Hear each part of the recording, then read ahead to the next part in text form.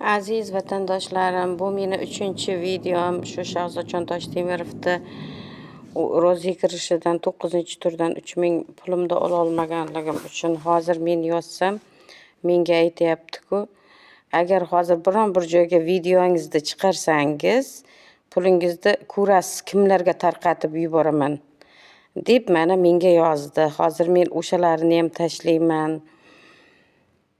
Tasavvur qiling. Bu bolada pul bor ekan, nima uchun birovlarga berishga bor ekan-ku pul? Nima uchun o'zimga tashlamayapti? Endi qanday kulgim kelyapti-da, bu bolaga ham kulgim, ham achchig'im kelyapti. Hozir 170 davlinadaman. Mana shu bolalarga nerishit qilib 170 davlinam chiqib ketdi.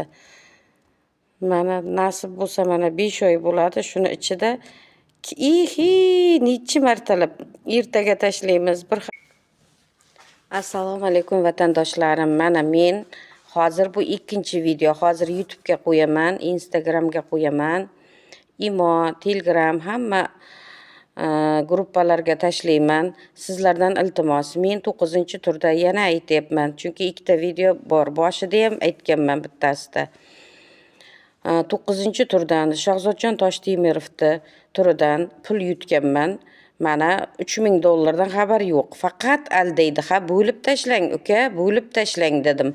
Bo'lib tashlashga xo'p deb mana nasib bo'lsa Xudo xolasa, mana yana 11 kun, 20 kundan keyin 5 oy bo'ladi bu o'yinda 9-turda yutib o'ynaganimga.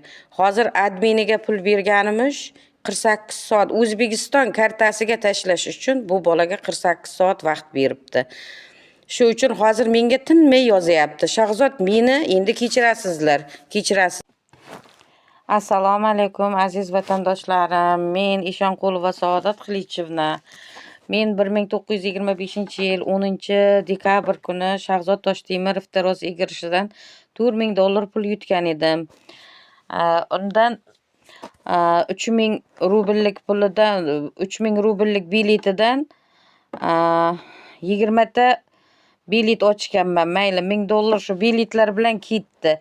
Lekin $3000 mana yaqinda 5-oy bo'ladi.